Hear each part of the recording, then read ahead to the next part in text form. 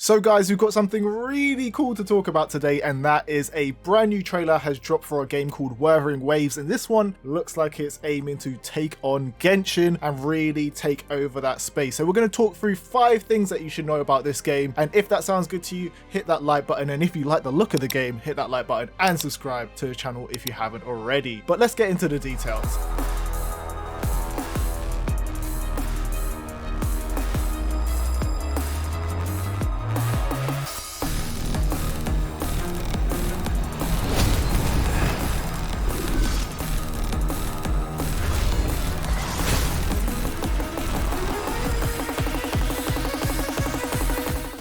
So the first thing to talk about is the developers behind the game, because it adds a lot of credibility to the actual game itself. The game is being developed by Kuro Game, which is well known for developing Punishing Grey Raven. I don't play mobile games all that much, but even I know about Punishing Grey Raven, and every time I've seen that game, it looks absolutely excellent. So I was waiting for an excuse to jump into one of their games, and the combat in their games always looks top notch. So this is going to add a lot of credibility to it, and hopefully this game, from what we can actually see, is going to be just as good as that. At the moment, Kuro Game is being quite tight-lipped about a lot of the details around the game, so we don't actually have a platform or a release date, but it definitely is something that we could look forward to.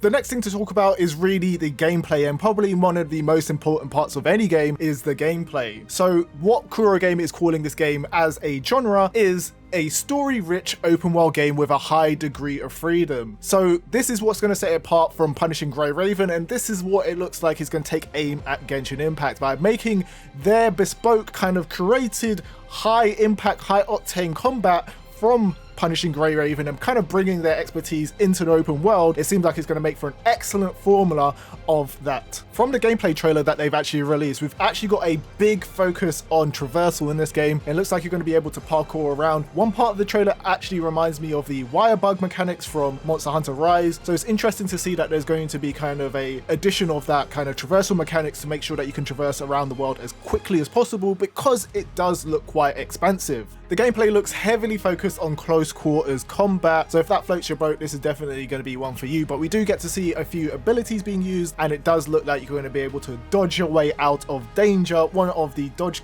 scenes that we've actually seen in the trailer looks absolutely excellent, and I always like that kind of Bayonetta type dodge roll that you can actually get in the game. But on the whole, the gameplay is looking very promising, but until we get our hands on it and we know exactly how it plays, we're going to have to reserve judgment until a later date.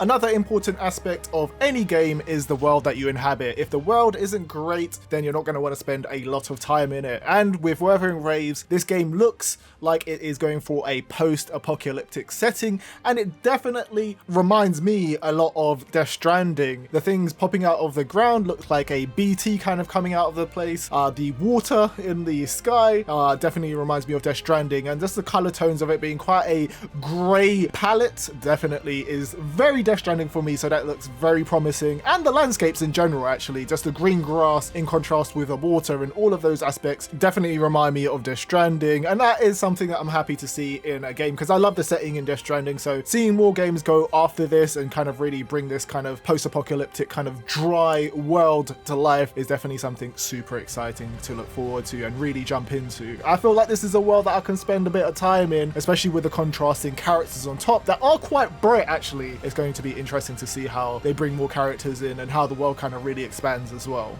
As this is going to be a story-rich, story-driven game, story is going to be a huge component of it, and there's 2 points of reference that we actually have for that. The first is the CGI PV, and the second is from the TapTap website. So let's read through the information that comes from the TapTap website, just so you can get a better understanding of the backstory. So the info actually reads, "Welcome to the new world. Rover. This is an age of struggle. Since the Calumet 100 years ago, beings hitherto unknown have taken root in our world, sowing discord and destruction. Civilization, as we know it, once teetered on the brink of collapse. This is the age of hope. Survivors buried the hatchet with their kin and their enemies and started to rebuild from the ruins. They find hope in the glories of the bygone days.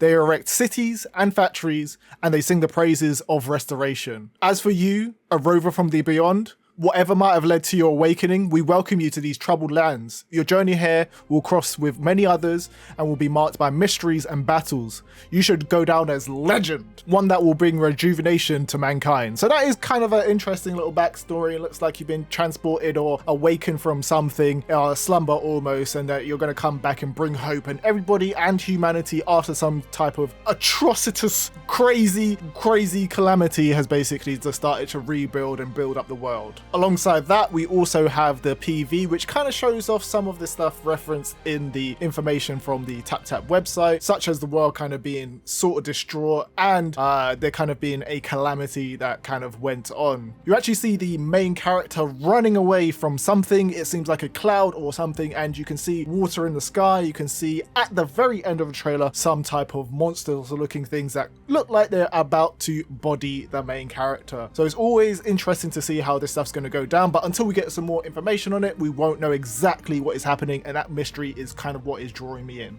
But hopefully we don't have to wait too long until we see the next bit of story. Until then, let's talk about the characters. So there isn't too much information on the characters, but I wanted to make sure that you guys have seen all the ones that we've seen in the trailer so that we can get a little breakdown and you guys can pick which one you like the best, basically. So let's go through those. So in the PV, we obviously got to see the main character. She looks like she wields a katana and has a couple of other abilities, but I'm not entirely sure what those are, so I'm not going to speak on those through and through. She wears a blue kit. She looks pretty cool. Definitely one that I want to test out because the katana and her skills look awesome, especially the aerial combos that she is pulling off. In the gameplay trailer, there were snippets of other characters actually in there, so I'm going to scroll through those now so you can see them. Definitely different hair colors popping off and different kind of archetypes popping off, but until we've got additional information, I don't want to go and delve in and give out misinformation on exactly what they do and what their abilities are until we know at a later date. I will say so that the grey hair girl probably looks like one of the ones that I probably want to pick. Looks like an absolute baddie to fight with, so looking awesome on that one. What is your guys' favorite ones out of the ones that are being shown so far? So yeah, that is all the information that we have about Wuthering Waves at the moment. The game looks properly exciting. I am excited to get my hands on it. Just the fact that it is another game from the makers of Punching Grey Raven is definitely an exciting point just by itself, and the gameplay definitely looks good and the world looks exciting. So it's going to be interesting to see how this game pans out. You guys can let me know how you're feeling about it. We definitely need to find out about the monetization and all of that stuff and how the game actually plays and what you can actually do in the open world. But until then, there are some exciting things on the horizon. Let me know how you're feeling about the game, and I'll see you guys on the next video. Bye bye.